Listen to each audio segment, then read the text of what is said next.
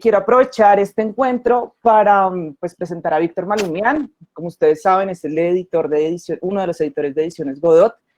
Víctor representa por muchas cosas el espíritu de esta conversación y de este ciclo que es Por una América Latina con libros y lectores.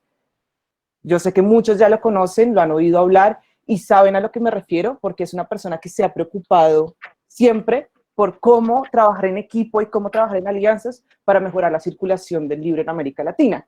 Y a veces yo pienso, oiga, ni siquiera es solo el libro, porque también se interesa, es porque el conocimiento, las buenas prácticas circulen. Entonces, realmente Víctor y yo desde marzo 14 nos hablamos todas las semanas, me dice, oye, en Argentina está funcionando esto, supe que en Chile esto. Yo le digo, qué bueno, y uno lo va adaptando al contexto colombiano. Y yo le digo, oye, Víctor, también en Bogotá funcionó esto, o mira lo que están diciendo los libreros en Cartagena.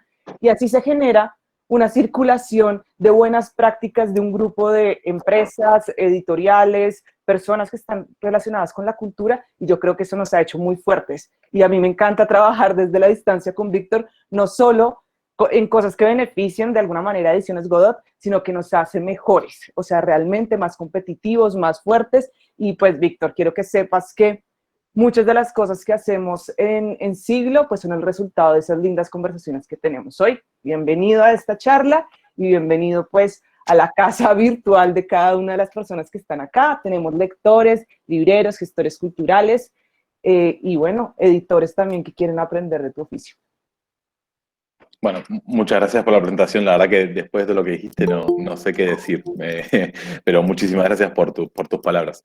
Lo primero, le quiero decir a Héctor Vaquero, que comentó lo de Thoreau, que le rompió la cabeza con Desobediencia Civil y Walden. Le recomiendo mucho Una vida sin principios, que son 2 conferencias que él da. De hecho, algo que siempre me gustó de Thoreau, que es un filósofo que vivió la vida tal cual la predicaba, y son 2 conferencias que él da en una estación de tren, en un lenguaje muy coloquial, donde a grandes rasgos lo que él pone en jaque es esta relación que tenemos con trabajar mucho para tener plata, para hacer lo que nos gusta, y él dice, bueno, esto es un sinsentido, porque después el tiempo no vuelve. ¿Qué pasa si invertimos la ecuación, si empezamos haciendo lo que nos gusta, si empezamos a pensar la vida en sociedad de otra forma? Y tiene una frase que es estupenda en torno a eso, que es, si 2 hombres se adentran todas las mañanas en un bosque y uno se adentra a reflexionar y el otro a talarlo, la sociedad dice que el primero es un vago y el segundo una persona productiva. Y entonces, en torno a eso, ¿qué clase de sociedad estamos pensando y qué estamos motivando, ¿no? O sea, si la persona que se frena a pensar y a entender la integridad de ese bosque es un vago, pero la persona que entra a talarlo y a romper todo es la persona productiva, bueno, ¿qué estamos pensando en torno a eso? Esto que solo tiene que ver en torno al comentario de Héctor, y para más incentivarlos a que ese comentario siga en el chat. Sí, gracias. Vuelvo para atrás en lo que vos decías de la Unión de Latinoamérica. De hecho, hace poco lanzamos un premio de no ficción latinoamericano, que tiene un par de cuestiones, sobre todo para los que estén dentro del rubro, bastante especiales. La primera es que, no voy a ir por orden de importancia, es como me voy acordando. La primera es que el prejurado van a ser los editores y las editoras, que siempre hay muchas quejas en torno a los escritores y escritoras sobre que los prejurados no leen, no saben leer, o que no se sabe bien cómo son esos sistemas. Bueno, acá el editor, la editora, que su principal trabajo es ser un prescriptor, ser un gran lector, bueno, lo va a poner en juego. El segundo tema importante es que siempre hablamos de las barreras arancelarias y logísticas en Latinoamérica, y de cómo muchas veces un libro que se imprime en 1.500 ejemplares en Argentina llegan 50 a, no sé, a Bogotá, en el mejor de los casos. Ni siquiera que uno puede decir que llegan 50 a todo Colombia, sino a Bogotá. Y llegan 100 a Chile, y llegan 50 más a Uruguay.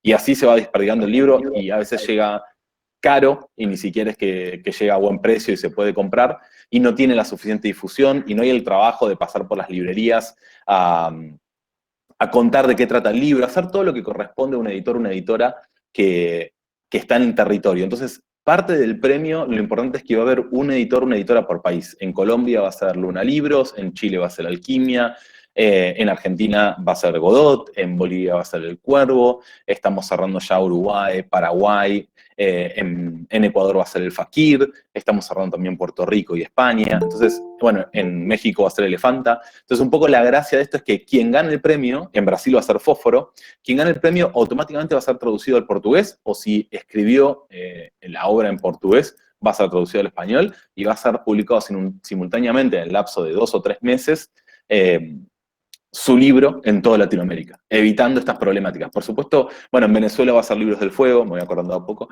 Por supuesto que cada editor, editora, cada editorial va a definir la tirada de ese libro, cómo va a ser la prensa, en qué momento va a salir. Pero digo, para un autor o para una autora es un cambio dramático versus el típico premio donde se publican estos 1000 ejemplares, 1500 ejemplares en el país y luego van muy pocos para el resto del territorio. Volviendo a la pregunta de Elizabeth, es una vida sin principios, ahí lo puso María Elvira. Es un libro breve, es divino ese libro, ¿eh? Está ilustrado, además, para mí es un libro muy especial, es uno de los libros que más nos gusta. Después sacamos otro más de Thoreau, que prontamente estará llegando a Colombia, después podemos hablar de eso si quieren. Pero volviendo a esto, también era una deuda, volviendo a lo del premio, era una deuda que teníamos en Latinoamérica. Siempre se le cargó, y no digo que esté mal, pero se le cargó la responsabilidad a los gobiernos, a las ONG, al CERLAC, a quien ustedes quieran poner de turno, de que solucionen las barreras logísticas. Y quizás estaba más de nuestro lado, ¿no? De la red y el entretejido de editoriales, librerías, etcétera, independientes que hay a lo largo de toda Latinoamérica, de pensar algo de este estilo como este premio. Que si les interesa y les parece piola, los invito a ver la página que está dejando María Elvira y después a difundirlo. La iniciativa lleva una semana de presentada en Noviembre Independiente, ya tiene postulaciones, hasta el 12 de febrero, ahí tienen el formulario para dejar, es tan sencillo como subir el PDF o el Word y dejar sus datos. Nos parece que es algo que puede llegar a ser, no digo revolucionario, pues es una palabra muy fuerte, pero que puede llegar a ser algo distinto en torno a la forma de pensar los premios, ¿no? Otro dato fundamental es, no se puede presentar a un autor o una autora que ya es publicado por las editoriales, que era otro tema, ¿no? Muy particular en los premios, que parecían arreglos. Y después otra cosa que me parece interesante del premio es que tiene una lógica muy parecida al premio Goncourt, donde no hay un premio en efectivo inicial, no hay un gran adelanto, que es la motivación para ganar el premio. La motivación para ganar el premio es la difusión de esa obra, por supuesto que se van a pagar regalías, por supuesto que hay un contrato. Ya tenemos, de hecho, interesados para digitalizarlos y ya hay una agencia literaria que va a tomar a su cargo la responsabilidad de lograr que ese texto se traduzca al alemán, al francés, etcétera, al italiano, etcétera. Y otro punto final sobre esto, como para cerrar, es que también me parece interesante esta tensión que siempre hay entre centro y periferia, de cómo es Europa, pareciera ser la gran productora de teoría, de pensamiento filosófico, de la cual nosotros traducimos y armamos nuestro propio marco conceptual. Y acá es poner un poco en tensión esto y decir, che, en Latinoamérica están pasando cosas interesantísimas, hay pensadores y pensadoras interesantísimos. ¿Qué pasa si nosotros ponemos sobre relieve eso y es Europa la que traduce esto para que lo puedan leer? Acá tienen un claro ejemplo de salida colectiva, ¿no? De pensar la salida de los problemas de forma colectiva. Ahí quiero detenerme en dos cosas, Víctor. Lo primero es que no es menor que sea no ficción. Hablemos un poco de eso. ¿Por qué no ficción y cómo llegaron a esa conclusión? Bueno, anclado lo que ya les decía antes de esta idea de la producción de contenido y lo que implica ser el productor de contenido, porque en un punto marcás el paso, en un punto marcás la historia, tiene que ver mucho con nuestro catálogo. Godot nace en el 2008, mi memoria es muy mala para estas cosas, pero nace en el 2008, claramente es una editorial especializada en no ficción. Dentro de la no ficción, y lo digo por la negativa a propósito, porque no ficción, aunque en un inicio podría rápidamente remitirnos a crónica o a determinado tipo de ensayo periodístico, la no ficción es la negación de la ficción y, en su sentido más estricto, abarca lo académico, abarca el ensayo literario, abarca todo lo que no es ficción. Y entonces, a grandes rasgos, nuestro catálogo ahí se divide en dos. Y no está esto dividido por colecciones. Después podemos entrar en la discusión sobre si tiene sentido o no por una editorial pequeña dividir en colecciones sus libros. Nosotros los dividimos más conceptualmente. Una no ficción que no necesita intertexto, como puede ser, por ejemplo, el libro 30 de febrero de Olivier Marchand, que es un libro que lo que hace es rastrear todos los errores que cometió la humanidad en el intento por medir el tiempo. Hay una frase hiper conocida que dice, si me preguntan qué es el tiempo, lo sé, si me piden que lo describa o que lo explique, para mí es imposible hacerlo. Este librito, que es un librito además muy chiquito, muy potente, y que está narrado, Olivier es un documentalista francés, y eso se nota mucho en su prosa. Está narrado de una forma muy amigable contando historias, y te cuenta la historia de cómo fue la lucha entre París y Greenwich para ver quién se quedaba con el meridiano. Todos ya sabemos quién se quedó con el meridiano, pero cómo fue esa disputa también de tensión entre centro y periferia, cómo se mide realmente un segundo, hasta cuánto un atentado que sale mal, por suerte, muy gracioso, de unos árabes que tenían mal seteado su calendario por los cambios de calendario. que Shakespeare y Cervantes no murieron el mismo día porque uno estaba bajo calendario gregoriano y el otro bajo calendario juliano. Es decir, la fecha era la misma, pero no era el mismo día. Un 21 de septiembre, por poner un ejemplo, no significaba el mismo día bajo un calendario o sobre el otro. En un libro muy chiquito y muy potente tenemos pensamientos muy profundos sobre cómo es la noción del tiempo y cómo la humanidad intentó medirlo. Ahí tienen un claro ejemplo de un libro que no necesita intertexto para ser leído. Cualquier, no sé, pongo cualquier ejemplo, cualquier ingeniero, médica, abogada o, no sé, carpintero, el arco de cualquier lector o lectora curioso puede leer ese libro, puede disfrutarlo y puede comentarlo. De hecho, es un libro que acá cuando lo visitó Olivier lo reimprimimos varias veces, vendió muchísimo y se los recomiendo un montón. Otro libro en ese estilo es Me acuerdo de Martín Cohen. El libro Me acuerdo de Martín Cohen, a Martín Cohen lo deben conocer, sus novelas las publica Anagrama. Este es un libro de no ficción, claramente, que sigue los mismos pasos, para todos ustedes que son lectores, sigue los pasos de Perec, de Joe Reiner, bueno, de Margot Glantz también, si quieren poner un ejemplo de no ficción latinoamericana. Es un libro que pone en juego cómo funciona la memoria.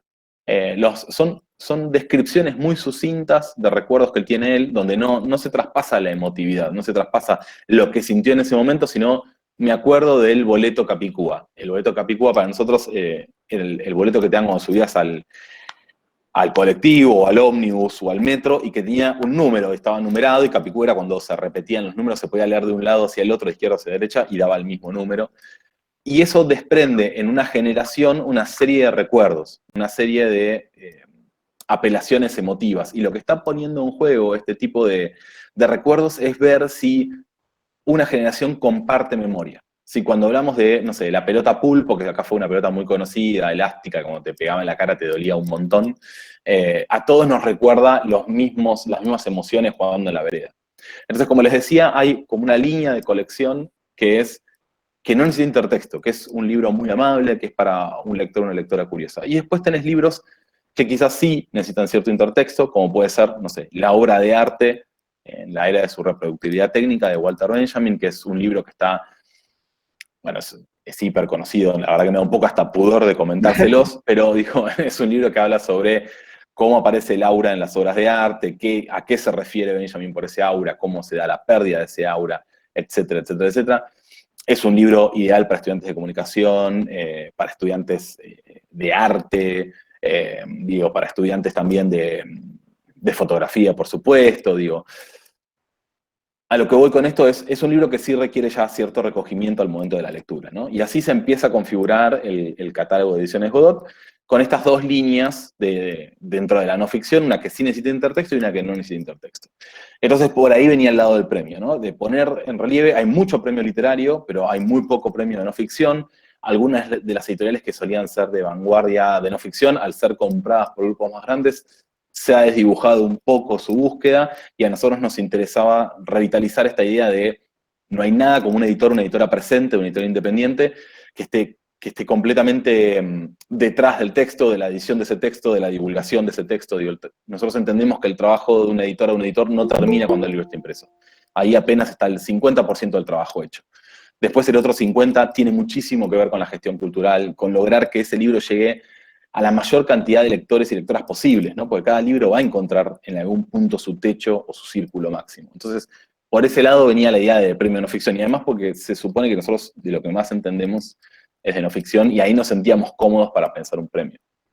Quiero hacer una pequeña pausa, Víctor, contarte y decirle a quienes nos han acompañado, no solo en este ciclo, sino en el anterior, que fue con editoriales españolas, que yo analizando como las ideas principales que se han discutido en estos encuentros, encuentro una clara diferencia, puede que no en todas, pero sí es muy marcada en muchas, entre los temas que preocupan a las editoriales españolas independientes y a las editoriales latinoamericanas independientes. O sea, en el catálogo de las editoriales independientes que hemos hablado acá, siempre hay una preocupación política del sistema social, político que nos rodea. Puede que los autores y los textos no sean latinoamericanos, pero la pregunta por esto que nos tocó vivir, está en todas las editoriales que hemos hablado hasta el momento de Latinoamérica y no necesariamente en España. Y yo creo que eso no es menor y es muy lindo ver cómo desde la independencia de estas editoriales en Latinoamérica, pues se aporta a la reflexión de nuestra sociedad. Sí, tal cual. Quizás una de las cosas que nos une también, aunque es muy difícil hablar de algo homogéneo, Latinoamérica como Sí, algo homogéneo, pero una de las pautas que nos une es que realmente tenemos monedas que están muy devaluadas frente al patrón dólar, lo cual implica que muchas veces la línea de la pobreza sube y mucha gente queda debajo de esa línea con la imposibilidad de poder cubrir con el salario real sus necesidades básicas, y ese es un tema que está siempre presente en Latinoamérica. La falta de infraestructura a nivel que a toda la región llegue agua potable, que haya cloacas, etcétera, etcétera. Es imposible no pensar esa relación temática entre centro y periferia de nuevo, ¿no? Y del lugar que nos toca a nosotros vivir y cómo nos toca transitarlo. Sobre todo también pensándolo en, y lo comparamos, si lo comparamos con las editoriales españolas en particular, porque después también es difícil pensar España como algo homogéneo, claro. Europa como algo homogéneo, la inestabilidad política, ¿no? Nosotros se pueden ver en los últimos 15 años oleadas políticas que atraviesan Latinoamérica y cómo cada sociedad responde a esas oleadas políticas, ideológicas y económicas, ¿no? Que en algún punto siempre están entrecruzadas las tres variables. Bueno, y sobre eso entonces quiero, Víctor, que empecemos a hablar de tres ejes temáticos que atraviesan el catálogo de Godot, pues que son las reflexiones sobre la sociedad, el capitalismo y la tecnología, y un poco para que empezamos a responder esas preguntas relacionadas con las características de esos libros que nos rompen la cabeza, y aprovecho para dar las gracias a todas las personas que han ido dejando sus libros ahí. Creo que va a ser una lista muy chévere, muy bonita. Sí, te sumaría también la naturaleza, es otro de los La ejes que naturaleza. cruza también el catálogo, tal cual. Un punto anterior todavía les diría que otro de los focos que tiene el catálogo es la traducción. Nosotros hemos traducido los libros desde el polaco, el noruego, el esloveno, bueno, alemán, francés, inglés, italiano, etc. Pero digo, es un catálogo muy centrado en la traducción, en tener traducciones directas, traducciones de calidad, muy cuidadas. Creemos que en ese sentido el público lector lo valora muchísimo. Y por otro lado, traducciones también, diría, mayoritariamente hechas en Argentina, pero latinoamericanas. También tenemos traducciones hechas por Vale. mexicanos y mexicanas, lo cual no nos parece menor la idea de pensar ese tipo de traducciones desde Latinoamérica y no desde el eje iberoamericano, ¿no? Mezclando este tipo de temáticas con el eje de la traducción es que empiezan a aparecer los libros que a nosotros nos partieron la cabeza, o lo que nosotros entendemos por eso, ¿no?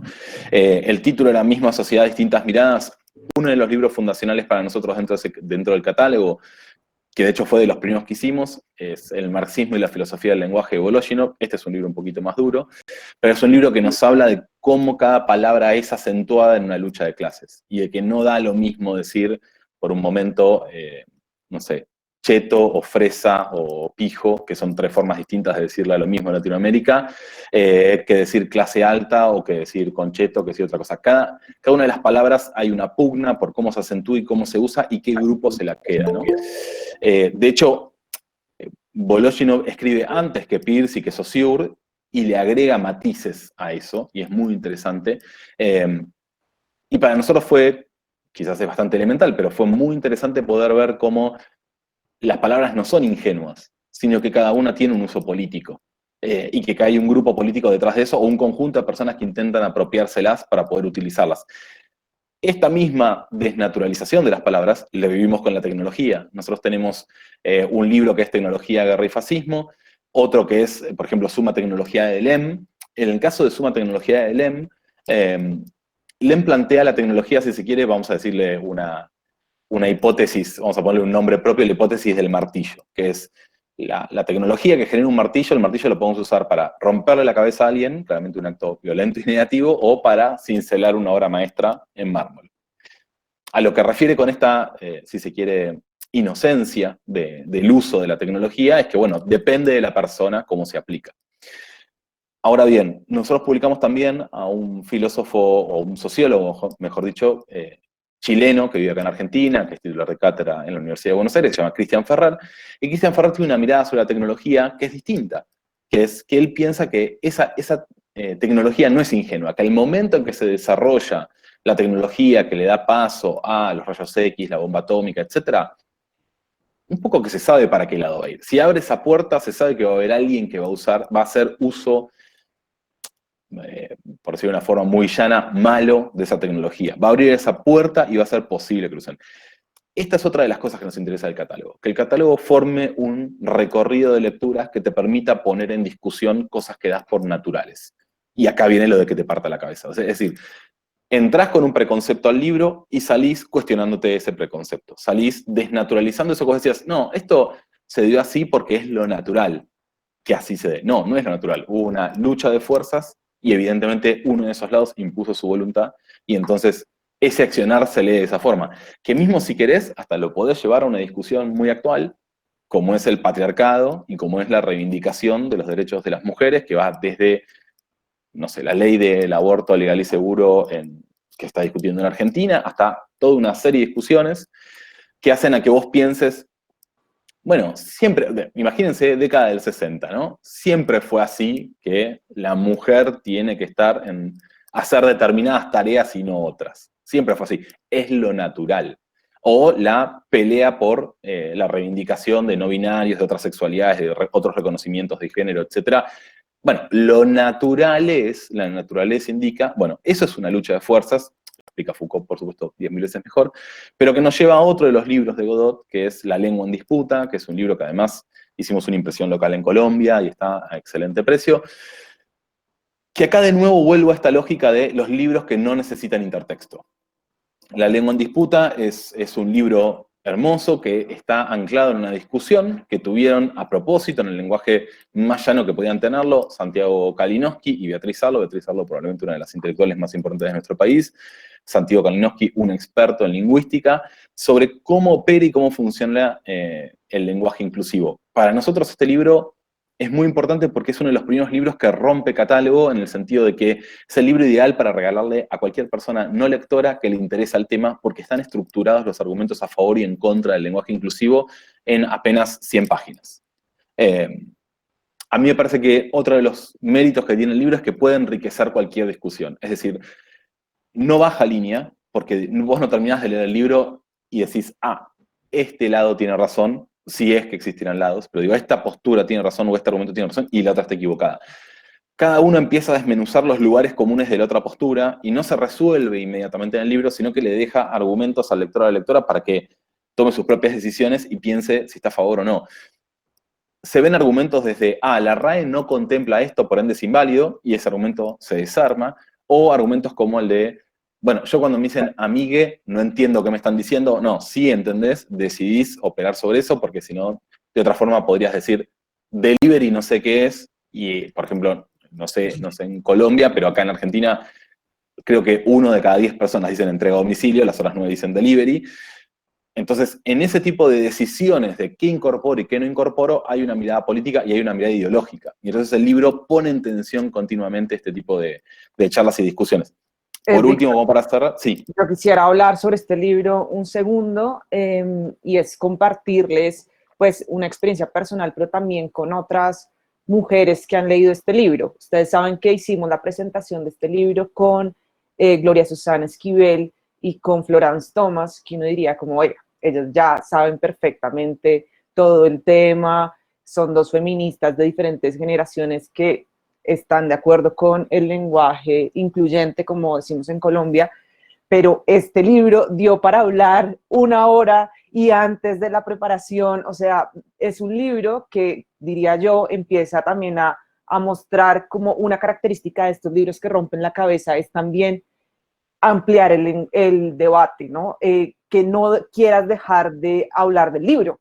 Es decir, siempre hay algo que aporta a esa discusión y no son los mismos argumentos siempre. Una cosa que me decía Florence Thomas de este libro que le había encantado era la reflexión de Beatriz sobre sentirse obligada a usar el lenguaje, ¿no? Como si te sentías obligada, pues ya no era un acto político o no era un acto donde eras consciente, sino que lo usabas solo para que no te regañaran, ¿no? Entonces, eso me gustó mucho de lo que dijo Florence, y también hablando con Gloria Susana, hablábamos que el libro, para aquellas personas que ya estábamos de acuerdo con el uso del lenguaje incluyente en Colombia, lo que hacía era darle otro sentido porque lo hacía uno entender que esto era un acto casi de movimiento social, ¿no? O sea, decir amigues no es para molestar al otro, no es para perjudicar el entendimiento de la conversación, sino es para decir, oiga, quiero que en esta frase se entienda que yo quiero hacer la enunciación de que me gustaría que las mujeres sean incluidas en lo que sea que estemos hablando.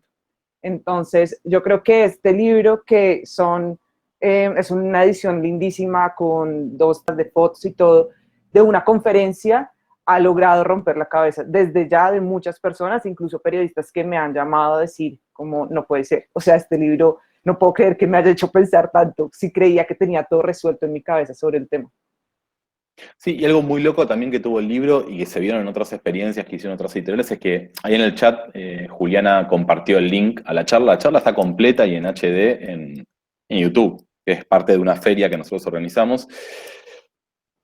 La idea de esto es, el libro tiene otro recorrido y llegó otra gente que no conoce la feria y que no hubiera ido nunca a la feria o nunca le hubiera interesado esto y sin embargo por cómo se distribuyó el libro y cómo se hizo circular, el libro impreso llegó a otros espacios. O mismo hay mucha gente que vio la charla y después decidió comprar el libro porque quería subrayar, quería anotar al margen, quería cuestiones que ponen en jaque las lógicas de los soportes y de cómo funcionan los distintos contenidos en distintos soportes, ¿no? Y eso también me pareció re interesante. Muchas veces dentro del mismo rubro tenemos, no sé si decir tenemos miradas cortas, pero tenemos miradas como medio prejuiciosas sobre cómo van a funcionar las cosas. Me acuerdo que mucha gente nos dijo, ¿quién compraría el libro si el contenido está disponible gratuito? Bueno, son experiencias y consumos distintos y son necesidades distintas. El libro lleva vendido una gran cantidad de ejemplares y eso muestra de que van por caminos distintos. De hecho, hace tiempo estuvieron con Carlos Díaz del siglo XXI y Carlos había hecho la misma experiencia con Paenza y su libro de matemática. El libro estaba disponible online gratuito y fue uno de los libros que más vendió en la historia del siglo XXI. También me parece interesante esa reflexión, ¿no? Como de pensar un poco en torno a las distintas formas que tienen de circular los contenidos. Esto es, por supuesto, con el aval y sin violar la propiedad intelectual de ninguno de los autores y autoras, pero sí lleva a un replanteamiento de como editor o como editora, cuál es tu rol y qué pensás que es lo que tiene que suceder o que tenés que hacer con esa editorial y que tiene que, para nosotros al menos, para Hernán, que López Vine, que es mi socio con el que hacemos absolutamente todo, tenemos la lógica de que nos parece que nosotros tenemos que ser una usina que ponga a circular ideas y generar excusas para que los libros alimenten conversaciones y para que estén presentes. Entonces, quizás por eso también muchos de los eventos y las cosas que hacemos no es una presentación de libros y ya, sino que son cosas alrededor del libro, que hablan sobre el libro, que son metadiscursivas en torno al libro, o que nos parece que pueden ayudar a atraer nuevos públicos hacia el libro. El libro no es más que un soporte o un canal para difundir esas ideas que están de fondo, y acá volvemos de nuevo a misma sociedad, distintas miradas. Poner en jaque los preconceptos que tenemos en la cabeza y tratar de romperlos. Hoy por hoy, con el advenimiento de los libros digitales, los audiolibros y demás, se abre todo un juego nuevo de nuevas experiencias y nuevos consumos en torno a eso. Víctor, una pregunta que se me acaba de ocurrir, que no sé, ¿tú crees que hay una lectura diferente en la sociedad cuando uno dice, bueno, esto lo leí en un libro, o esto es verdad porque lo leí en un libro, a que si yo dijera, esto es verdad porque lo oí en un evento? O sea, el libro todavía le da cierto estatus al argumento si uno dice que es parte de ahí o no. En teoría, sí, yo creo que cada vez va desapareciendo, pero pasa Sí. eso, tiene cierto anclaje con lo real, porque se supone que si ese libro llegó hasta una librería a comercializarse, pasó primero por una lectura de algún tipo de editor o editora, luego pasó por una lectura de un corrector o una correctora, luego volvieron a Claro, leerlo tiene en unos segunda filtros. impresión ese libro y después se imprimió. Entonces, se supone que hubo toda una serie de instancias donde alguien debería haber verificado los datos o debería haber, dependiendo del tipo de libro que estemos hablando, si es divulgación, si es un ensayo como indica el género, digo, está ensayando una teoría y bueno, después la teoría y la práctica no siempre se llevan de la misma forma, pero digo, hay toda una serie de instancias en las cuales debería haberse validado, por eso sí se supone. Después todos sabemos que hay funcionamientos de editoriales que Sí. pagás y el libro lo publican y no hay ningún tipo de validación, y hay otras que aunque no pagues tampoco hay ningún tipo de validación, y después hay datos que han sabido ser ciertos durante una época para toda la humanidad, y al a los pocos años, para lo que es la historia de la humanidad, todos o todas nos Cambia. hemos dado cuenta de que, tal cual, que eso no era cierto. Pero sí, existe cierto capital simbólico que el libro todavía ostenta. No, no es, me parece, el objeto central de la cultura como solía serlo hace 20 o 30 años atrás. Hoy por hoy, ese espacio como soporte hegemónico de la cultura está corrido un poco del eje, sobre todo en las sociedades latinoamericanas. Creo que en unas sociedades como la alemana o la francesa quizás todavía sigue siendo hegemónico, pero en las nuestras claramente se ha corrido del eje, por eso también vemos cada vez intervenciones más híbridas, ¿no? De relacionamiento entre la música, el libro, experiencias de teatro, etcétera, como que se va hibridizando todo eso. Pero Eh, pensá que no hace mucho atrás era el soporte hegemónico para poder consumir cultura. Digo, hace 30 años atrás nadie podía ir con el celular viendo Netflix en el subte, ni probablemente, creo que los cassettes aparecen en la década del 80, los CDs para poder escuchar un Discman aparecen mucho después, etcétera, etcétera. Digo, fue perdiendo espacios de consumo en tiempos ociosos de la gente, ¿no? Bueno, esa reflexión nos da pie para volver al título de esta conversación, Víctor, que uno de entrada podría decir, uy, pero qué poco optimista, Víctor, con ese título, ¿no? Misma sociedad, diferentes miradas. Entonces, ¿tú de verdad crees que esto no nos va a cambiar como sociedad? O sea, ¿crees que la Bueno, pandemia, no, ya, o sea, seguiremos siendo los mismos latinoamericanos con los mismos problemas o peor? es muy interesante porque yo cuando pensé ese nombre lo pensé desde otro lugar y Ok. sobre el corte más sincrónico, pero igual podemos volver sobre eso, pero yo lo pensé como viviendo en una misma sociedad hay todo un grupo de personas que tienen distintas miradas sobre lo que está Oh, pasando. ok. Y a mí me parece muy llamativo como, dependiendo del intertexto que tiene cada uno, de la ideología que tiene cada uno, como a un mismo hecho hay una multiplicidad de interpretaciones. Y que no siempre, por más que vos tengas números y estadísticas, y hasta cómo se hace el recorte de esa estadística, también es una mirada sobre lo que está pasando, sobre esa sociedad, dependiendo de tu intertexto, vos tenés miradas diametralmente opuestas, y que es uno de los grandes temas de la democracia y de la coyuntura política actual. Yo lo pensaba por ese lado. Después, ¿cuánto cambian las sociedades? No, sí personalmente creo que evolucionan. Y de hecho, si vos mirás un tiempo a esta parte, han ido cambiando. Y ni siquiera necesitas mirarlo tan ampliamente. Creo que, en general, las sociedades se han vuelto menos permisivas a los comentarios xenófobos, a los comentarios machistas, a los comentarios discriminatorios en general, religiosos. Por supuesto que hay excepciones, por supuesto que todavía pasan, pero me parece que cada vez es más amplio el círculo de gente que piensa que esas cosas no están bien, no son tolerables, no las naturaliza y no le parecen lógicas. Cuando creo que hace 40 años atrás quizás eran mucho más extendidas. Y así se pueden marcar toda una serie de cambios en torno al comportamiento. Creo que muchos de esos cambios están dados por el diálogo, por la circulación de ideas, y ahí es de nuevo donde aparecen los libros. Eh, Eh, yo y me parece, sí. No, voy a hacer un comentario muy bobo, Víctor, pero es que me parece que responde muy bien a lo que estás diciendo. No sé si alguno de ustedes está repitiendo ahorita Betty la Fea, que lo pusieron en Netflix, la versión colombiana. Yo me lo vi hace un rato, me lo repetí, y pues es el producto audiovisual colombiano más popular de todos los tiempos, ¿no? Eso no va a volver a pasar, pero uno queda aterrado con la cantidad de comentarios absolutamente sexistas, terribles, y era nuestro gran orgullo y todos no lo veíamos y a nadie le parecía que tuviera nada de malo. Y pasaron 20 años y me lo volví a ver y dije, no, es que esto no lo van a volver a hacer jamás. O sea, van a volver a poner a la mujer sin ropa y demás, pero estos comentarios así como en un subtexto tan de discriminación, no creo que vuelva a pasar. Pues por lo menos no Bueno, está ruido.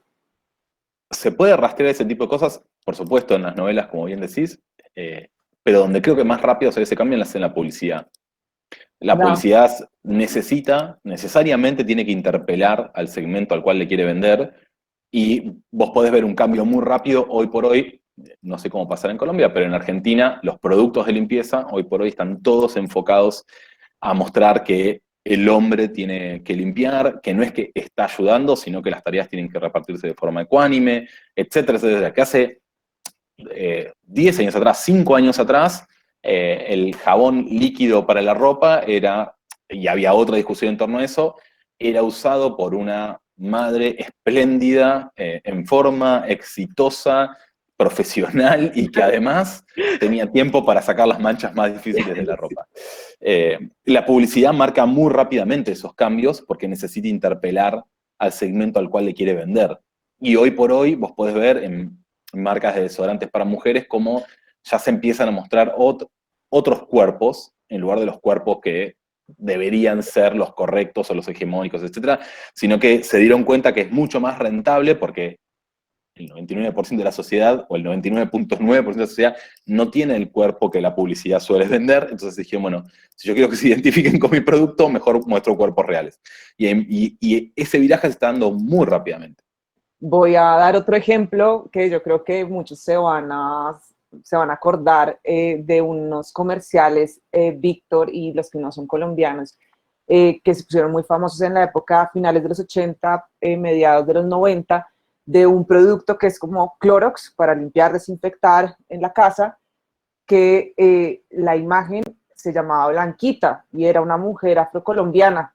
Entonces representaba absolutamente el estereotipo de que las personas que ayudaban en casa, que ni siquiera era una ama de casa, sino que pues era alguien que trabajaba ahí, todas eran de una raza específica. Y esos comerciales duraron un montón de tiempo y además usaban como la pronunciación o el acento de la costa pacífica colombiana para eso, que te agrega un estereotipo más. Eso tampoco creo va a pasar en Colombia. Eso es otro gran ejemplo. Entonces, ya para que nos desviemos un poco, pero me parece que todas estas conversaciones son pertinentes para lo que vamos a hablar a continuación.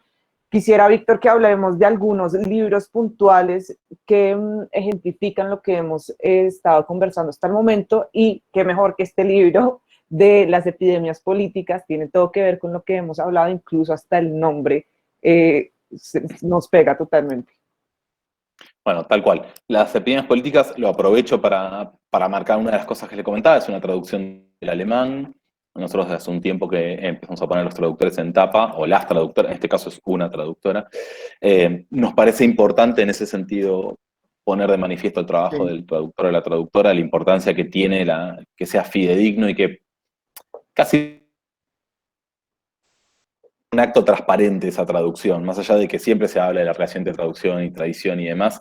A mí una analogía que se usa mucho para la tipografía, y que es que tiene que ser una copa transparente, la tipografía. Como que lo que tiene que dejar de ver es el vino que está adentro, y en este caso el contenido, y la traducción me parece que en algún punto funciona muy parecida en la no ficción. En la ficción quizás sí ya hay una discusión más fuerte cuando se da alguna conversación en un argot, cómo queremos localizar ese argot, si lo vamos a localizar a un contexto, no sé, rioplatense, bogotano, etcétera, etcétera.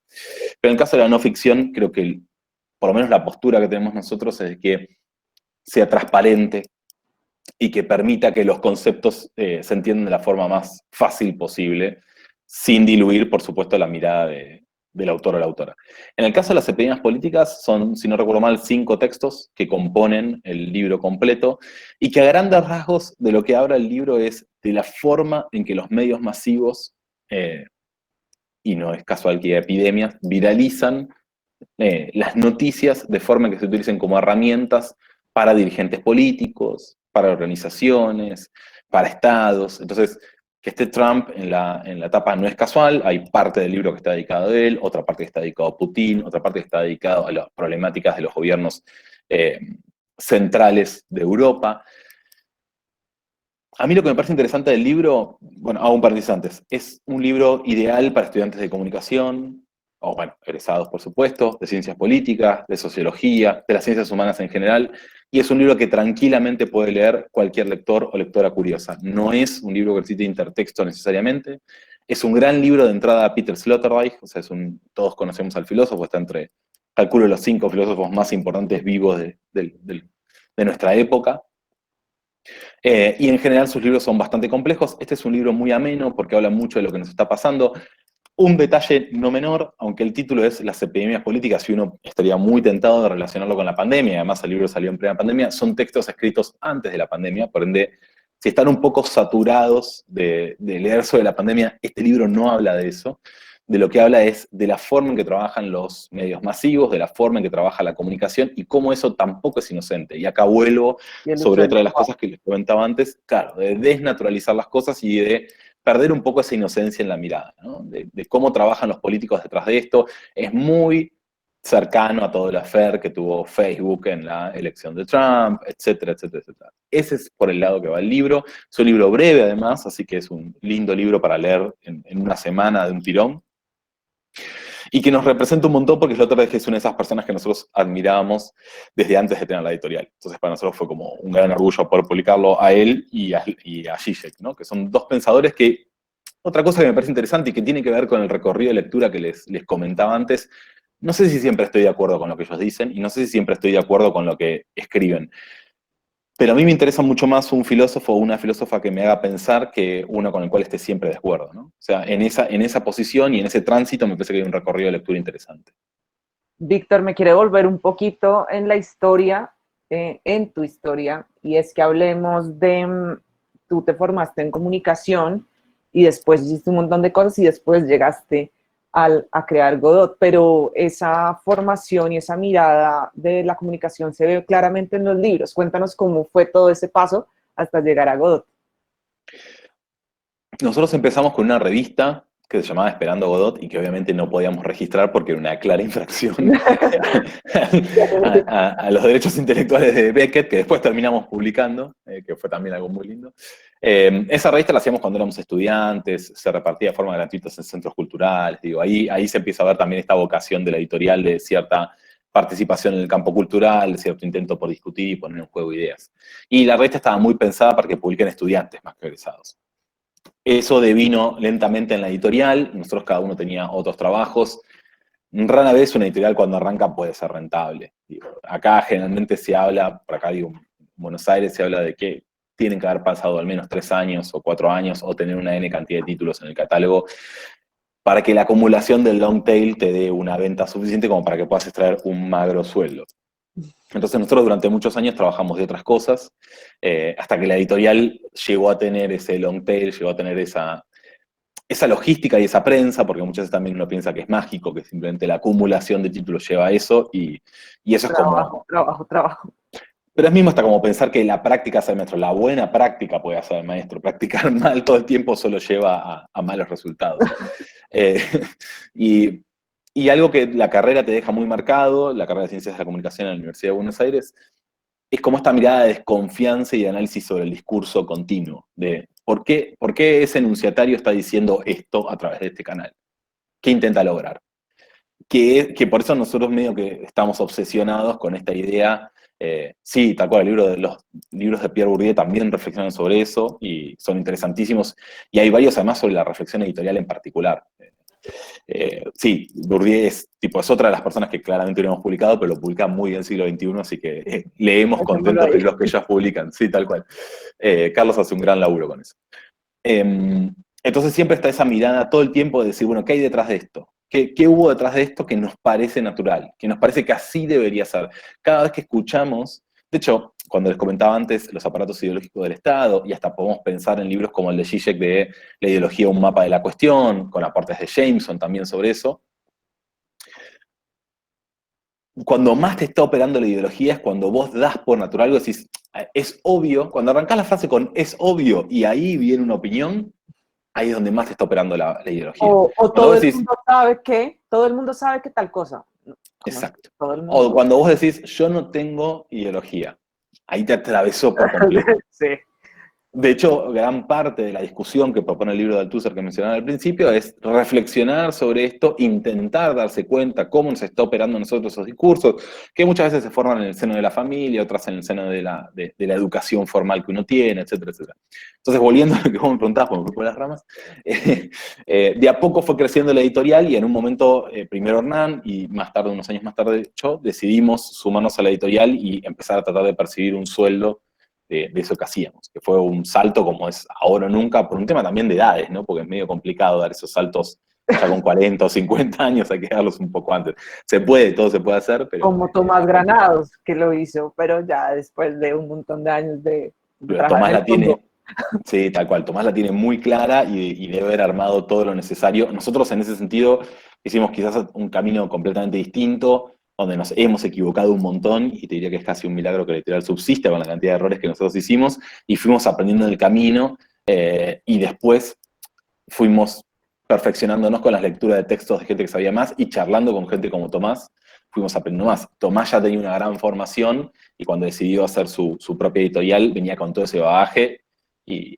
de hecho estoy seguro que no está cometiendo errores, o son muy mínimos los que pueda llegar a cometer por todo lo que él sabe. Bueno, pasemos a otro libro que es Arte, Literatura y Revolución. Me muero de ganas de hacerte miles de preguntas de este libro.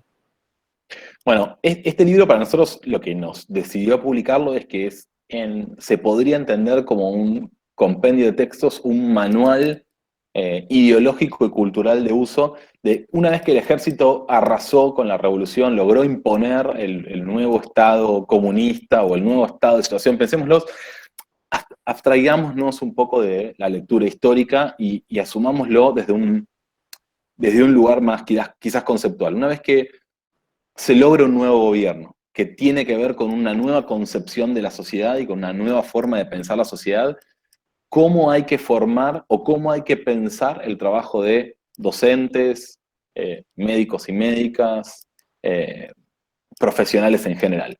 Y este es un compendio que lo que apunta es a cómo tenemos que pensar la operatoria cultural de un gobierno o de un Estado cuando se acaba de cambiar, se acaba de hacer, si quieren, una revolución en los términos más estrictos de la palabra, pero no solo revolución política, sino revolución conceptual. Se está pensando otra sociedad. Y entonces, las formas en que tendrían que encarar los docentes, los educadores, todos los profesionales que actúan de forma diaria y práctica en la sociedad, por eso mencionaba antes también los médicos, de relacionarse con esa sociedad. Y a nosotros nos pareció muy interesante esa mirada, ¿no?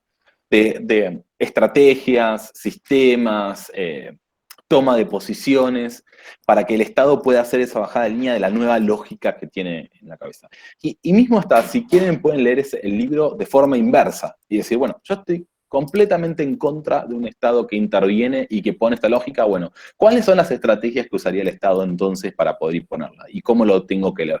Por eso el título es Arte, Literatura y Revolución, porque bueno, se torna evidente con todo lo que acabo de decir, pero básicamente es cómo a través del arte, la literatura y la cultura en rasgos generales se termina de implementar esa revolución que en un principio apareció por la fuerza, ¿no? Cómo se gana ese campo cultural para lograr cierto consenso y hegemonía a nivel cultural y no solo fuerza física.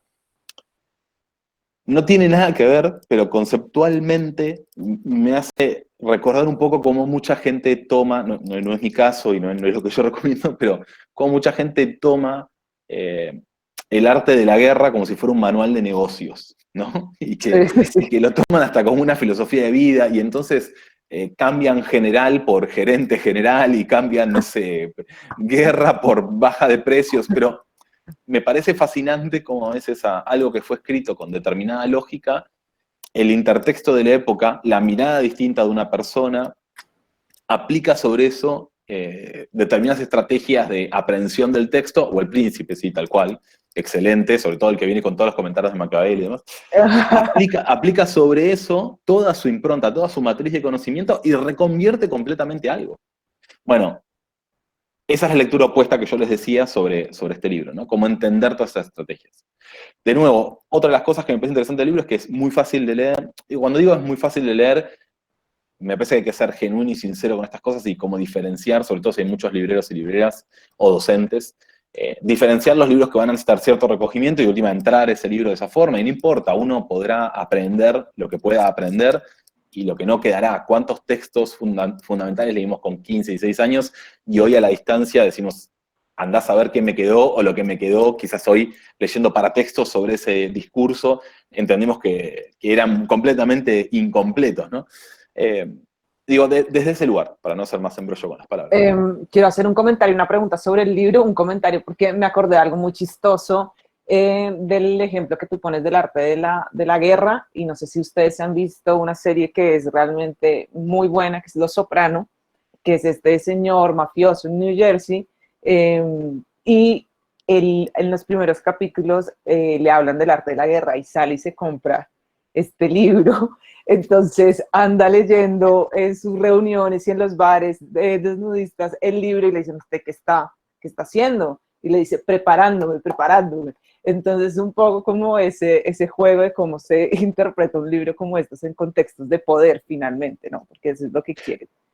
No, y lo otro que me parece interesante es también, así como pasó con la frase que le da nombre a la charla y que hiciste una interpretación completamente válida, me parece fascinante esto también que pasa con los libros, de cómo, primero, muchas veces no se sabe cuál es la direccionalidad que le dio el autor o la autora al libro, porque muchas veces es explícitamente abierto o se toma como un set de herramientas para intervenir en la realidad. Otras veces hay una direccionalidad que está muy clara, pero sin embargo, falta ahí cómo completa el lector o la lectora eso que está pasando. Y eso me parece súper interesante, como por más que haya sido pensado ese discurso de determinada manera, se mete el lector o la lectora y lo reconvierte y se lo apropia, ¿no? Me recuerda mucho al concepto de desertor del cazador furtivo, de esa persona que entra a ese libro a buscar determinada herramienta que quiere, se la apropia y la aplica después de la forma que le parece. Nuestros libros están un poco pensados así, porque nosotros como lectores somos un poco así también, ¿no? Sí, siguiendo un poco la discusión, muchos de ustedes saben, Víctor, yo estudié comunicación con énfasis audiovisual, entonces toda mi formación es principalmente en creación de productos audiovisuales y sobre todo al principio cuando íbamos a festivales y cosas, nos topábamos con mucha gente, creadores colombianos que decían, no, es que es terrible, nadie entiende mi arte, decían estos cineastas colombianos. Es que en Colombia faltan públicos, es que no hay formación cinematográfica, solo les gustan las telenovelas. Y uno iba a ver qué era lo que no había entendido la gente, y era un pez muerto ahogándose durante media hora en blanco y negro, y quería que la gente saliera corriendo a pagar por entrar a ver esa película. Y para mí es un ejemplo obviamente muy exagerado de lo que estamos diciendo, pero es creer que el otro es el que tiene la culpa, que el lector, que el que quiere ir a ver, el que paga por esa cultura o el que quiere acceder a la cultura, tiene que entender lo que el creador quiso decir y no necesariamente. O sea, ahí hay un desconocimiento del otro y de cómo funciona realmente la comunicación.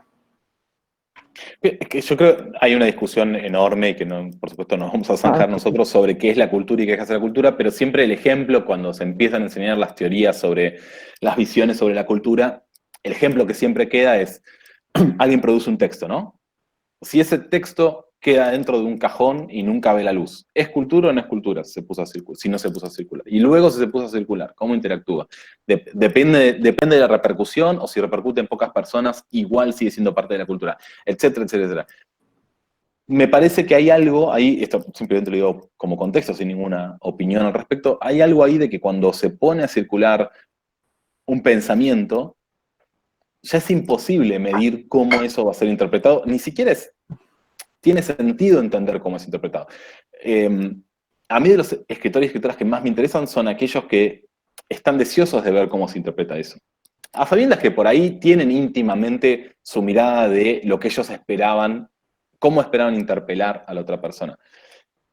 Pero que todo el tiempo están reflexionando con eso y que ya por default, por el hecho de que la otra persona haya hecho esa lectura, la dan por válida. Luego discutirán o no, pero la dan por válida. Porque digo, parte de la gracia de poner a circular un texto es generar lecturas sobre ese texto. Preguntaban ahí en el chat cómo reflexionamos en torno al concepto de canon en el catálogo. Bueno, te invito a descreer de mi respuesta, como hablábamos recién de no creer en nada y no darlo por naturalizado. Es una tensión esa, porque en algún punto me parece que si realmente creemos lo que decimos de que las editoriales son una especie de maquinaria de puesta en funcionamiento de ideas y de difusión de esas ideas y de ver cómo operan en la sociedad contemporánea, también por otro lado no dejan de ser aglutinadoras de comunidad de lectores y de lectoras que están esperando determinado tipo de línea de catálogo. Frente a, va a ser un poco larga la respuesta, pero de última me interrumpen o lo que sea. Frente a la pregunta típica de independientes de qué, creo que una de las cosas en las cuales todos nos ponemos de acuerdo es que no somos independientes del tipo de comunidad que aunamos enfrente a nuestro catálogo o en torno a nuestro catálogo. Es decir, si vos venís construyendo un catálogo que es completamente de, no sé, no ficción, como el de Godot, y de un día para el otro dejás de hacer todo eso y te pones a publicar teatro experimental, por ahí existe un porcentaje de lectores y lectoras que se copen con ese catálogo y sigan para adelante, pero probablemente veas una baja en las ventas enorme por la forma en que, todas cosas que no son muy románticas, pero la forma en que son catalogados los libros y puestos en la librería, la forma en que lo entendían los libreros, la comunidad que probablemente se había aunado en torno a tus redes sociales, tu catálogo y demás, tenía otro interés, que era lo que vos venías publicando, etcétera, etcétera. Si pasa eso, bajan las ventas, si bajan las ventas, bajan los ingresos, si bajan los ingresos, baja la periodicidad con la cual vos imprimís y sacás novedades a la calle, etc. Hay ahí una relación, una tensión en lo que está sucediendo entre lo que vos publicás y lo que se espera de vos que publiques. Llegando a esto de lo que se espera de vos que publiques, también hay cierta relación y cierta tensión con los filósofos, los pensadores o las pensadoras que más están leyendo o que a vos te parecen más interesantes. Por ende, ahí hay una construcción de canon, que muchas veces te viene dada, muchas veces vos reforzás, pero que también en algún porcentaje vos intentás marcar. Parte de lo que nosotros, canon ahí nos queda, la palabra canon a nosotros como editorial pequeña nos queda enorme, olvídense, no tengo un sinónimo pequeño para utilizar, pero cuando digo canon, divídanlo por 84 y eso es lo que podemos llegar a hacer nosotros. Te digo, parte de lo que sería interesante como editorial es, nosotros por ejemplo fuimos la primera editorial que publicó en castellano a Renata Salek, que es una filósofa eslovena impresionante, hoy por hoy está elegida entre las 36 filósofas más importantes de Europa, y en España, nosotros seguimos el territorio español y nos quedamos con toda Latinoamérica, la publica Galaxia Gutenberg, y no voy a decir la descubrimos porque es casi cosificarla, pero fuimos los primeros editores que la leímos y dijimos esto es impresionante y la publicamos en español. Me parece que nuestro laburo en gran parte es hacer cada vez más de eso y cada vez menos de lo que ya circula, y cada vez más poner al servicio de lectoras y de lectores, pensadores y pensadoras en otros idiomas, en otros lenguajes, traducidos con excelencia, para reforzar esta idea de tener herramientas para pensar la sociedad contemporánea desde distintas miradas a un mismo problema. No sé si respondí. Hablé un montón, pero no sé si respondí. Víctor, antes de pasar a, de hecho, un libro de Renata, yo quería preguntarte puntualmente una cosa sobre este libro de Arte, Literatura y Revolución, porque pues uno parece acercarse al texto y hace como una clara diferencia entre el pasado y lo que viene, ¿no? Como borrando ese pasado. ¿Cómo funciona eso en este libro? O sea, como que todo lo pasado no está bien y vamos a construir algo completamente nuevo. Claro, O pero sea, ¿cómo? Porque digo, vos no, parte de lo que en su momento explica Gramsci es, vos podés imponer un cierto porcentaje por la fuerza de esa imposición sí, cultural, pero después necesitas generar consenso, si no eso a largo plazo no va a generar. Hay un porcentaje que en la guerra de guerrillas vas a perder y necesitas tomar posiciones, etcétera, etcétera. Y hablo siempre, cuando hablo de esto, hablo de campo cultural, no hablo necesariamente de tiros, balas y municiones. Si vos no generás consenso, a la larga no funciona. Si no es apropiado, no es absorbido como propio, como ideología propia, y que genere después pensamiento en torno a eso, porque parte de lo interesante de cómo actúa la ideología es que para nosotros es mi propia reflexión y mi propio pensamiento. Digo, por eso hablábamos antes de, es obvio que esto es así, o tal cosa, porque el gran efecto de la ideología es que vos digas, no, esto lo estoy pensando yo solo, a mí nadie me influye, yo soy hiperindependiente, soy muy inteligente, me doy cuenta si me quieren engañar. Bueno, ahí es donde te arrasó a todos, digo, no es sí. que uno ahora enunciando esto está exento de esto, por supuesto que no. Lo máximo que uno puede hacer es darse cuenta que ideología lo está operando y ver cómo puede ser crítico en torno a eso. Lo que postula o lo que intenta hacer el libro, lo que propone el libro desde ese lugar con herramientas teóricas, pero a la vez muy fáciles de implementar y muy llanas, es sí eliminar esa ideología anterior, porque esa ideología anterior, no me sale la palabra, regenera no es la palabra que busco, pero recircula una forma de entender la sociedad y una forma de entender el mundo que es la que queremos acabar y es la que no queremos más. Entonces necesitamos implantar un nuevo set de ideas principales, de conceptos que generen nueva cultura de pensamiento hacia futuro y que además todos la apropien. Y luego se encuentran diciendo, por supuesto que esto es así, lo natural es esto, y cuando lo que siga esa frase de lo natural es esto, sea lo que a nosotros nos interesa que digan. Ya, Y entonces ahí ya tenés consenso y no tenés que estar violentando todo el tiempo discursivamente. súper. Digo, hay mucha relación con la propaganda política, ¿no? Pero acá lo que está operando en este libro mucho más fuertemente, en lugar de los medios masivos, es cómo hacer esto desde la base. Digo, si Listo. querés, lo podés complementar con las epidemias políticas y hacer esa relación de la diferencia de la implementación de un tipo de ideología muy distinta desde los medios masivos y la implementación de una ideología muy distinta desde las bases. Y pueden dialogar tranquilamente los dos libros en ese sentido. Me Y ahí de gusta, nuevo, perdón, ahí de nuevo hay un recorrido de lectura. me gusta eso que propones de recorridos de lectura y de diálogos entre textos, porque eso fue lo que yo pensé con Angustia y Una vida sin principios. Creo que tiene muchos puntos en común. Si nos puedes hablar de eso. Si no los encuentras, está bien, yo ya diré por qué me parece que son No, no, no, parecidos. no, no. Como todos tus comentarios, hiper pertinente.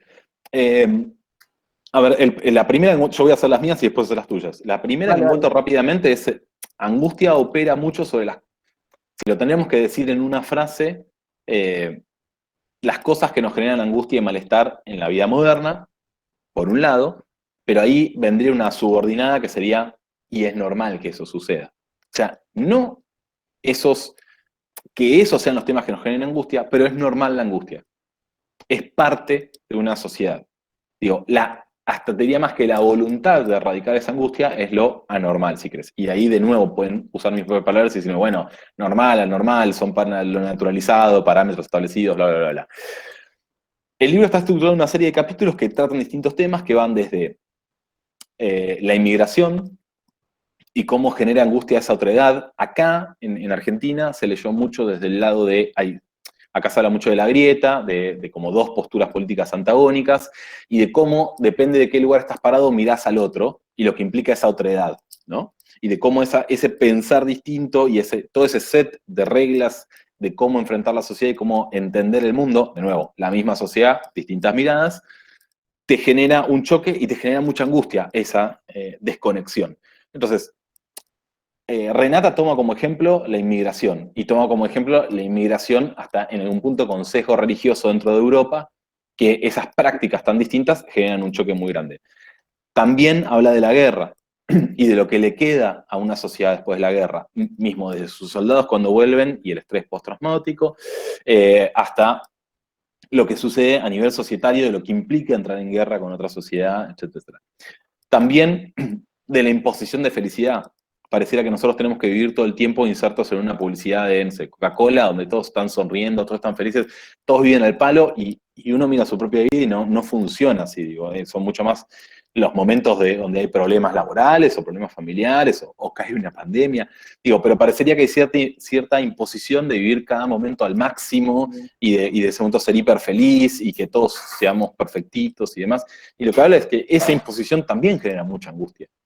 Porque digo, pareciera que nosotros estamos viviendo otra vida y nos estamos perdiendo algo, ¿no? Esa imposición de la felicidad está jugando ahí, también está operando. Y por otro lado, la imposición sobre el consumo masivo insatisfecho. Todas las cosas que vos deberías tener, todas las cosas que vos deberías estar experimentando. Digo, ¿y quién es? Digo, en el libro no lo trata acerca de Instagram, pero es lo que quizás coloquialmente entendemos como la vida Instagram y la vida real, ¿no? Es como ese lado donde todo pareciera que está saliendo bien y vos decís, ¿pero quién vive así? ¿A quién le resulta la vida de esa forma? Entonces ahí hay una relación fuerte con una vida sin principios de lo que para mí es una segunda relación es, ¿dónde están puestos tus intereses y tus valores?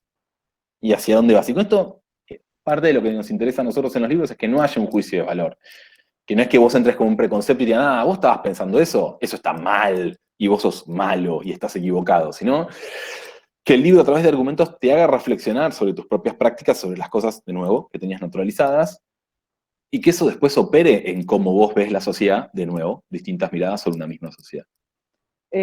Yo, pues, de acuerdo pues, obviamente no podría tener argumentos tan rápidos para estar en desacuerdo en este momento de esas conexiones que haces de los dos libros. Sin duda, es una crítica brutal a cómo entendemos nosotros la libertad en relación con el capitalismo. Y es como la libertad de consumir, que es como mi crítica más fuerte a la forma como Estados Unidos comprende y con orgullo su libertad. Ellos quieren ser libres para consumir lo que quieran, pero la libertad es realmente en desprenderse de un modelo económico fuerte que te impone lo que sea en el que te tocó, pues.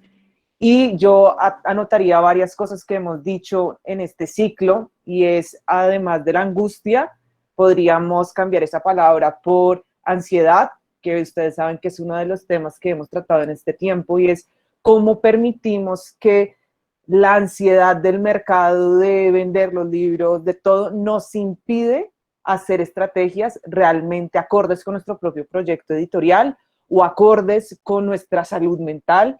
Entonces, la ansiedad y la angustia la entiendo muy bien ahí, y además desvía la mirada de lo verdaderamente urgente o lo verdaderamente importante, no solo en el proyecto que uno lleva, sino en su propia vida.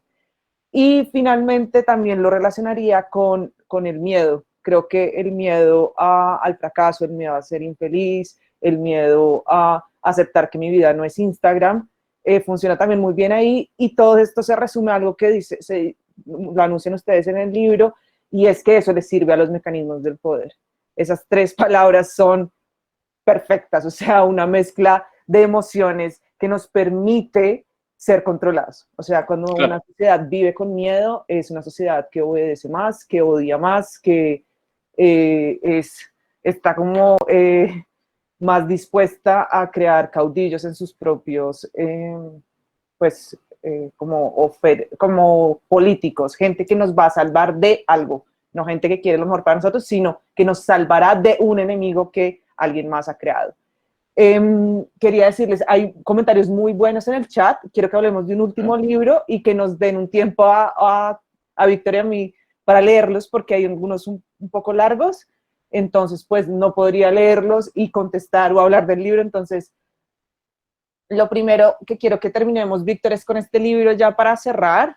Te hago un comentario. Dale. Hay algo que vos dijiste que es crucial. De hecho, el libro en inglés se llama On Anxiety, que uno estaría apurado a traducir como ansiedad, pero charlándolo, y esto fue uno de los laburos de charlarlo muy de cerca con Renata, uno de los trabajos, perdón, de charlarlos muy de cerca con Renata, es, aunque podría parecer que la traducción que correspondería sería esa literal, cuando le explicamos la diferencia entre los dos términos, entre angustia y ansiedad, el libro habla mucho más de la angustia que de la ansiedad. Como término general, por supuesto que la ansiedad está ahí, cuando vos la mencionaste tenías toda la razón del mundo. Y tan es así, que por eso te comentaba cuál era el título en inglés del libro, aunque ella es eslovena, este libro lo escribe en inglés. Y otro comentario es tal cual lo que vos decís. Parte de la hipótesis de trabajo es que todo este set de cuestiones que nos generan angustia nos paralizan en algún punto. Y entonces ahí es mucho más fácil manipularnos. Y de que hagamos las cosas mal también. Tal cual. Entonces hablemos de este último libro, ya para cerrar, Víctor, Tecnología, Guerra y Fascismo, y nos concentramos en las últimas discusiones del chat y en las preguntas que ustedes tengan o que estén relacionadas con cosas que no hayamos dicho hasta el momento. Genial. Voy a ser breve entonces, porque tengo muchas ganas de escucharlos a los demás. Tecnología, Guerra y Fascismo es parte de los papeles recolectados de Herbert Marcuse, son papeles que encuentran luego de su muerte, con un prólogo muy interesante del que fue su editor histórico. A grandes rasgos son todos los trabajos que él deja o terminados o inconclusos, en gran parte inconclusos, para el gobierno de Estados Unidos, analizando lo que son medios masivos, pero recortados a lo que es la guerra, en su momento cuando Estados Unidos intenta que su sociedad entre en guerra por la Segunda Guerra Mundial, y el fascismo como lógica que está operando en Estados Unidos, en Europa, bueno, ese me salió un fallido contemporáneo, como lógica que está operando en Europa para entender todo esto ligado a los medios masivos, para entender cómo, por un lado, convencer a la sociedad norteamericana de que la guerra es el camino correcto, y por otro lado, entender cómo en Italia, en Alemania y en otros países el fascismo estaba siendo tan efectivo. Estos son, por definición, estudios culturales sobre la implicancia de los medios masivos en las sociedades para torcer sus voluntades o para incitarlos a pensar de determinada forma. Ideal para estudiantes de comunicación, sociología, ciencias políticas, ciencias humanas en general, que como verán es un público que en nuestro catálogo tiene muy presente. Sobre Marcuse no hace falta que le digas nada. Es súper interesante porque hay muchas de las cosas que él empieza a delinear en estos trabajos que después se convierten en teorías recontraestablecidas en el marco de los 60, los 70 y los 80, pero que acá empiezan a hacer investigaciones incipientes y con mucha premura para ver cómo podían operar en la práctica, digo. Es un libro muy interesante también para para mí ya está perimida la discusión entre ciencias blandas y ciencias duras, pero cuando un poco decían, la sociología no sirve para nada, la ciencia de la comunicación no sirve para nada, etcétera, etcétera, este libro muestra claramente cómo muchas veces esto opera mucho más fuerte de lo que nosotros creemos y de cómo se dan esas teorías y de cómo operan esas teorías en el campo cultural. Bueno, voy a dejar este libro acá porque quiero devolverme en un rato, un segundo, a hablar una cosa. Y, Víctor, tenemos un minuto para leer rápidamente en los comentarios cómo ves de donde Félix. Y mientras Víctor va leyendo lo de Félix, voy a contestar uno de los de George Steiner, que es que tú hablaste de Patria, que es una de las nuevas series de HBO. Pues esa serie está basada en un libro y realmente están haciendo un trabajo increíble para llevar, o sea, primero el libro es espectacular porque lo que hace es mostrar un poco cómo está dividida la sociedad española, y además ya en la serie pues están lográndolo también con personajes pues muy complejos, donde no es dentro de una misma familia hay quienes piensan una cosa y quienes piensan otra. Y yo creo que ese tipo de escenas de familias divididas nos pegan súper bien a todos los latinoamericanos, por ejemplo a nosotros en la época del plebiscito o cuando hay elecciones presidenciales. Es una buena referencia la que tienes, George Steiner. Bueno, yo en cuanto a lo que decía Ceballos, completamente de acuerdo, y a su vez la reflexión de él me parece muy interesante. Yo lo que puedo sumar son un par de cosas, o quizás es una sola que voy a hacer muy larga sin quererlo, pero hablando con autores y con autoras, hay una gran discusión sobre si se puede vivir o no se puede vivir de las regalías, es decir, del porcentaje que le toca cuando se vende un libro. Que eso está íntimamente ligado al volumen, al ser porcentual está ligado íntimamente al volumen. Hay como toda una corriente de escritores y escritoras que dicen, mira, lo que yo escribo me toman, no sé, 3 años escribirlo, o sea que publico un libro cada 2, 3 años, ponele cada 2 en el mejor de los casos. Yo ya sé que ese libro en esos 2 años no va a vender más de 1500 ejemplares. Pero no porque el trabajo lo haga mal la editorial, porque muchos de esos autores y autoras publican tanto en multinacionales como en independientes. O sea que tienen lo bueno de una y lo malo de otra, y en el otro caso viceversa. Ya saben que no hay un público más grande para esa obra que publican, que la pueda disfrutar, que la pueda entender. Y esto no es que son unos genios y hay muy pocos genios llamados a entenderlos. No, es un tema simplemente estético o si querés, del experimento literario que ellos quieren hacer. Digo, no hay ningún juicio de valor.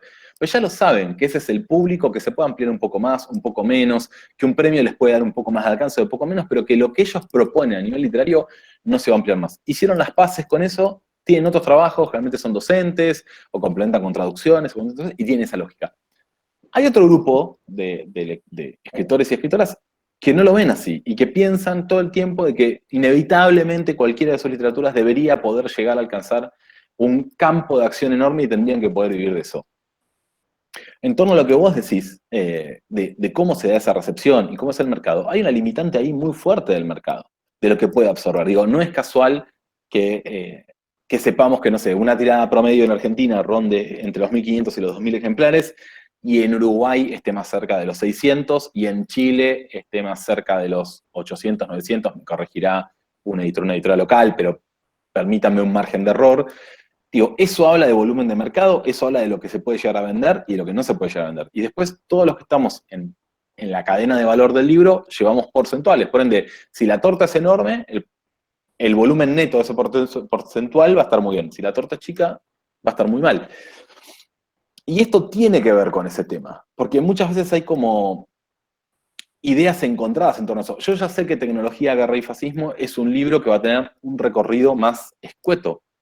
Probablemente los libreros y libreras que lo estén viendo digan, bueno, yo ya tengo identificado una persona que le encanta todo el tema de la escuela de Frankfurt, que le encanta los medios masivos, este es un libro que si se lo presento lo va a comprar.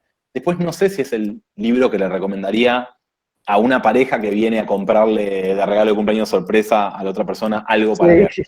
Quizás en ese caso le recomendaría otra cosa del catálogo. Y eso tiene que ver con el choque del mercado y la desromantización muchas veces del alcance que puede tener una obra en su recorrido con lectores y lectoras. Víctor, yo quería devolverme bastante en la conversación para hablar otra vez del premio, porque oyéndote me quedé pensando en algo muy interesante que plantea ese premio y tiene que ver con eso que decías de las bondades de publicar en los grandes grupos económicos editoriales y las desventajas de publicar en una editorial independiente. Y una de las creencias que puede estar relacionada con algo cierto es la incapacidad o los retos de una editorial pequeña para tener circulación internacional. Y se cree que los grandes grupos tipo Random, como tiene casas editoriales en toda Latinoamérica, pues el libro va a estar en toda Latinoamérica, lo que no es tan cierto, ¿no? O sea, hay autores colombianos publicados solo acá que no llegan a Argentina y en fin, pero bueno, digamos que esa es la primicia. Este premio va totalmente en contra de esa idea y es asegurémonos de tener ciertos editoriales que se comprometen a hacer su parte en Latinoamérica y ahí sí se cumple que va a haber un autor capaz de llegar a toda Latinoamérica, así sean editoriales pequeñas las que lo distribuyen. Eso me pareció súper chévere. Tal cual. Es imposible pensar como homogéneo tanto el campo independiente como mucho más reducido las editoriales multinacionales. Sí. Pero creo que hay cosas que en los últimos años están cambiando mucho, o por lo menos a mi entender, en mi humilde opinión, están cambiando. Por ejemplo, el peso del prestigio. En su momento era determinados sellos que son parte de un grupo, eran como, ahí es a donde aspirabas a llegar, y era como la meta, y quizás antes pasabas por editorial independiente para que te leyeran, y hoy por hoy eso cambió radicalmente, y no solo que obviamente salen de las editoriales, bueno, obviamente no, pero salen de las editoriales más pequeñas las autoras y autores que están siendo más leídos, sino que muchos se quedan ahí. Y está viendo, de hecho, hasta autoras y autores que hacen el camino contrario. Fueron publicados por multinacionales y buscan ahora ser publicados en determinadas editoriales independientes porque sienten que ahí es donde se está haciendo el trabajo que les interesa a ellos para que su obra, o ellas, para que su obra se difunda. Después, el tema de la internacionalización de los catálogos también está cambiando, porque está cambiando mucho la logística interna en los países. Estás viendo cómo pequeñas editoriales se aunan en distribuidoras, y esas distribuidoras, en vez de tener las viejas lógicas de la distribución, donde era una distribuidora que distribuía 60 sellos, y entonces un solo corredor tenía que hablar de 60 sellos a una librería o a un librero, o una librera, hoy por hoy hay un grupito reducido de 4 o 5 editoriales que forman una distribuidora, que esa distribuidora cuando sale a distribuir, distribuye 4 títulos por mes. Entonces, el corredor puede sentarse a charlar todo el tiempo que la librería quiera para contarle esas novedades y contarla de una forma muy diferente, porque lo que pasaba cuando había 40 novedades es que ganan las 3, 4 que más van a vender, porque el librero no puede perder todo el día escuchándote. Estos cambios que se empiezan a dar y que parecen menores y que hoy por hoy creo que se empiezan a detectar, pero no son una tendencia dura, por decirlo de una forma, van a convertirse en una tendencia a futuro. Y si además exacerbamos estas redes de colaboración, donde es mucho más fácil el intercambio de derechos, por supuesto esto siempre con el beneplácito del autor, la autora o la gente, de decir, bueno, che, publicalo vos en tal país, yo lo publico en este, y hasta mismo empezar a pensar redes donde pujemos juntos, porque también está la otra relación que es con España, ¿no? Y es muy dura, donde muchas veces las editoriales españolas compran por algunos euros más, aprovechando nuestras monedas tan devaluadas, toda Latinoamérica, y llegan los libros carísimos y son inconseguibles, cuando lo lógico sería que ese territorio esté partido. Entonces, en algún punto hoy, yo te diría que por cómo se está dando la secuela en Latinoamérica, la lucha se da mucho más con las editoriales españolas que con las editoriales multinacionales. Pero se sigue dando esta lógica igual del problema de la internacionalización que la tienen las editoriales independientes españolas para con los grandes grupos, para lo que pasa con las editoriales latinoamericanas. Creo que también en eso hay que hacer como un mea culpa y decir, bueno, somos nosotros los que no nos fuimos uniendo y no estrechamos estos lazos. Hay ahora, me parece, como fue pasando tanto en Chile como en Colombia, que no sé si llamarlo boom de editoriales independientes, pero que hay muchas editoriales independientes profesionalizadas, que hacen las cosas muy bien, que respetan los derechos de los autores y las autoras, que trabajan mancomunadamente con las librerías, con los festivales, etc. Al empezar a aparecer estos focos de trabajo, también se empieza a, de alguna forma, moldear un mercado que es interesante y que hace que se puedan dar estas relaciones.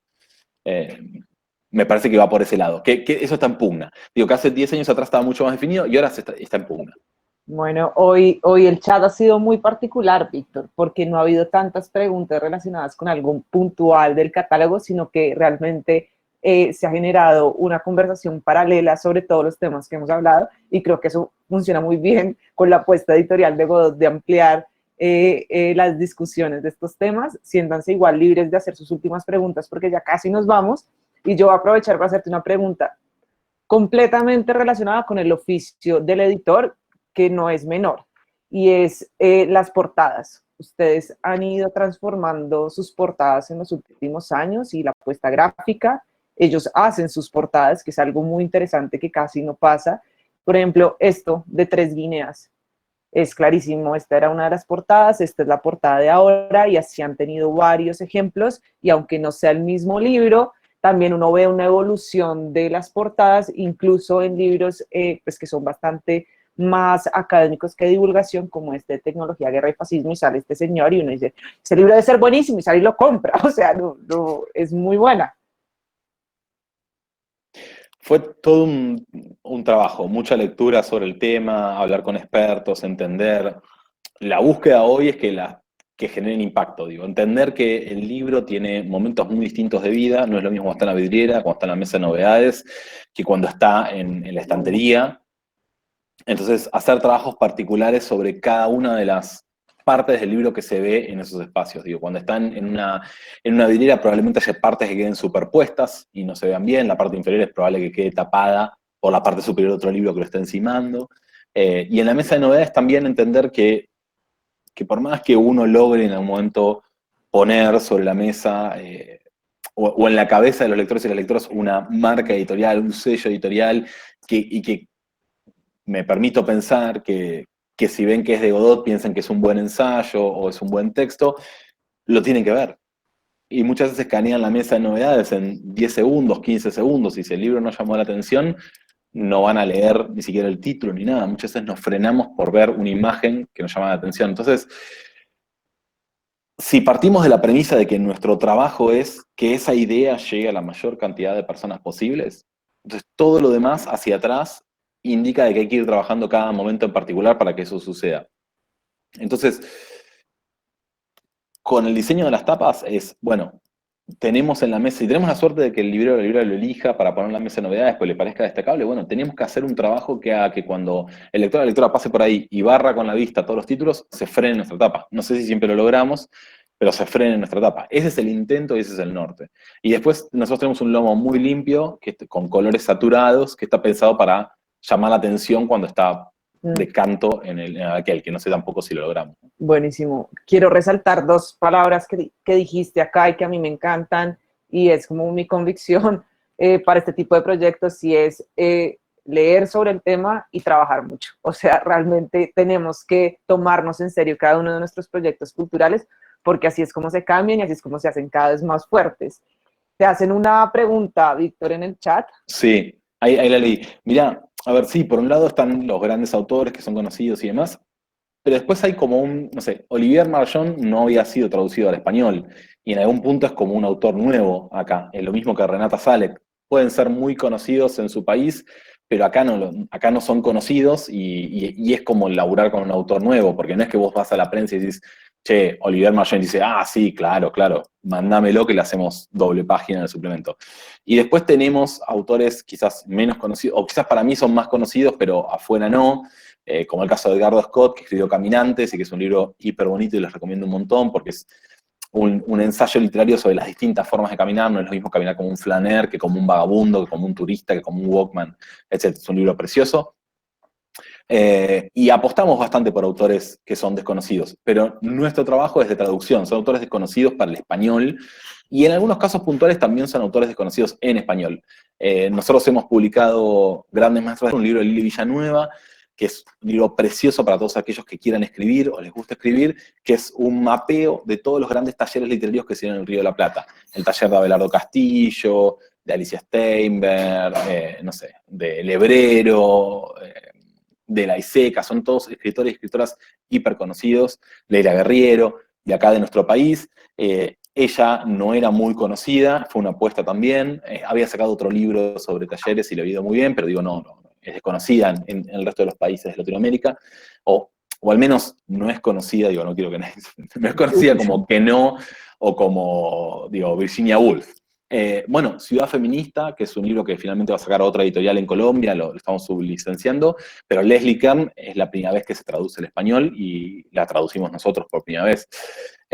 Utopías Biopolíticas, que es un libro, es una compilación de miradas sobre la obra de Foucault, son investigadores de la Universidad de Buenos Aires y digo, de nuevo, no quiero con esto que suene mal, digo, por algo lo estamos publicando, nos encanta, pero son desconocidos. Si han publicado textos que no han tenido una circulación que los hace preponderantes. Así que hay una mixtura ahí interesante. Nosotros nos empeñamos en poner sobre la mesa autores o autoras desconocidas de otro idioma. Nos parece que nuestro plus está ahí.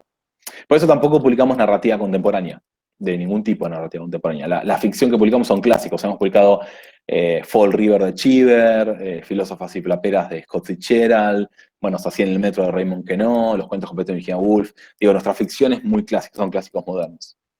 Bueno, para los lectores, vayan a buscar los libros de Godot en las librerías de nuestros amigos que están acá. Quiero que sepan, queridos libreros, que también ya llegó toda la importación y está llegando a todas sus librerías Godot. Y pues si tienen dudas, ya saben que todo el equipo de Siglo del Hombre va a estar disponible para ustedes, pero también Víctor siempre es muy activo en redes, incluso pues Godot también ustedes han visto que es muy activo en redes sociales, siempre dispuestos a una buena conversación. Entonces, vamos a hacer la rifa y el momento de la despedida. Voy a dejar de presentar yo. No, bueno, yo les quiero agradecer, bueno, a María Elvira por todo el trabajo, a la gente del Siglo del Hombre que nos da esta posibilidad de hablar con ustedes, y a todos ustedes por la amabilidad de escucharnos, las preguntas. La verdad que para nosotros es un lujo increíble tener casi 50 libreros y libreras escuchándonos, o gestores culturales, digo, gente interesada en la cultura, escuchando a un pequeño editor de un pequeño sello argentino, es un honor y es un gusto. Acabo de acordarme. Voy a hacer la lista y se las comparto en el siguiente correo amoroso que mandemos, porque la verdad creo que es una buena sección. Libros y romper la cabeza. Víctor, mil gracias por acompañarnos hoy. Bueno, muchísimas gracias a ustedes, fue un placer. Vale. Nos vemos el próximo miércoles con Adriana Hidalgo y cualquier duda, pues ya saben, se pueden comunicar con cualquiera de nosotros de Siglo del Hombre.